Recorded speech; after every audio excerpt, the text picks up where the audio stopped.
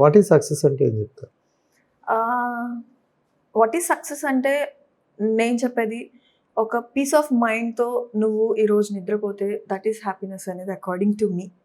ఈరోజు హ్యాపీగా పడుకున్నా అమ్మయ్య ఓకే ఫైన్, అది నాకు చాలా సక్సెస్ఫుల్ లైఫ్ అని చెప్పొచ్చు నేను.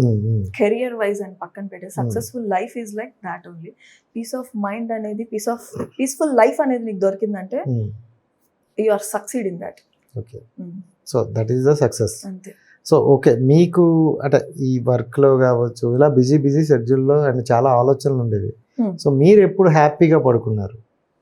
నేను హ్యాపీగా అమ్మయ్య పడుకున్నాను అనుకుని. పడుకుంటున్నాను. మ్యారేజ్ కన్నా బిఫోర్? మ్యారేజ్ కన్నా బిఫోర్ చాలా కష్టపడ్డాను యాక్చువల్లీ. సో అది కూడా కైండ్ ఆఫ్ నాకు సక్సెసే.